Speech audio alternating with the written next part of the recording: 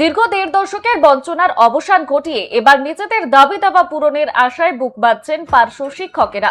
শুক্রবার উত্তর ২৪ পরগনার হিঙ্গলগঞ্জের পার্শ্ব শিক্ষক শিক্ষিকা ঐক্য মঞ্চের পক্ষ থেকে এলাকার নবনির্বাচিত বিধায়িকা তথা বর্তমান পশ্চিমবঙ্গ সরকারের দমকল মন্ত্রী রেখা পাত্রকে একটি বিশেষ সংবর্ধনা জ্ঞাপন করা হয়। সংবর্ধনা দেওয়ার পাশাপাশি নিজেদের দীর্ঘদিনের দুর্দশা এবং বঞ্চনার খতিয়ান তুলে ধরে মন্ত্রীর হাতে একটি স্মারকলিপিও তুলে দেন শিক্ষক এবং প্রতিনিধিরা। এদিন হিঙ্গলগঞ্জে আয়োজিত এই কর্মসূচিতে উপস্থিত ছিলেন পার্শ্ব শিক্ষক ঐক্য মঞ্চের কনভেনর শঙ্কর মণ্ডল। বিগত সরকারের তীব্র সমালোচনা করে তিনি সংবাদ মাধ্যমের সামনে ক্ষোভ উগরে দেন।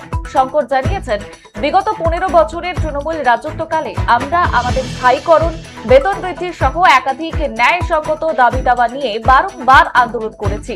মহাকরণ থেকে বিকাশ ভবন সর্বত্র চিঠি দেওয়া হয়েছে, ডেপুটেশন দেওয়া হয়েছে।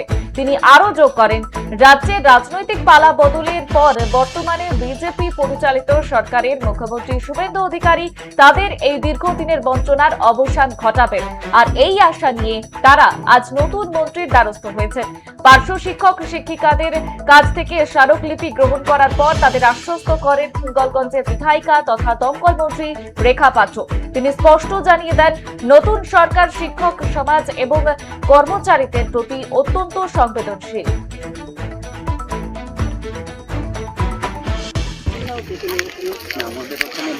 খুবই ভালো লাগছে এখানে যারা উপস্থিত আছেন, আমাদের স্কুলের প্যারা টিচার এবং টিচার, আমাদের কাছে শিক্ষা ওনার শিক্ষক এবং শিক্ষা শিক্ষা ব্যবস্থাটাকে এগিয়ে নিয়ে যাওয়ার জন্য ওনারা আমাদের কাছে যে লিখিত যে লেটারটা দিলেন, ওই লেটারটা ওনারা আমাদের রাজ্যের যে বর্তমান মুখ্যমন্ত্রী শুভেন্দু অধিকারী মহাশয়ের কাছে পৌঁছে দেওয়ার জন্য ওনাদের একটা আমার কাছে একটা অনুরোধ করেছেন।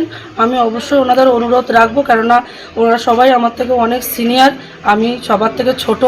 আমি ওনাদের যতই হোক এমএলএ হোক যাই হোক, ছোটো বোনের মতো ওনাদের কাছে তাই আমি ওনাদের এই যাতে শিক্ষা ব্যবস্থাটার উন্নতি হয়, ভালো হয়, সুশিক্ষায় যাতে আমাদের এই হিঙ্গলগঞ্জের বাচ্চারা সুশিক্ষা পায়, তার জন্য ওনারা যেটা বলবেন আমি সেটা করব। ওনাদের মাধ্যমে আমি এই শিক্ষাগত যোগ্যতা যাতে বাচ্চারা পান এবং এই শিক্ষাটা যাতে আরও শিক্ষাগত যোগ্যতায় বাচ্চারা যাতে আরও উন্নত করতে পারেন, আমি সেটা আজ আমরা বলতে চাই।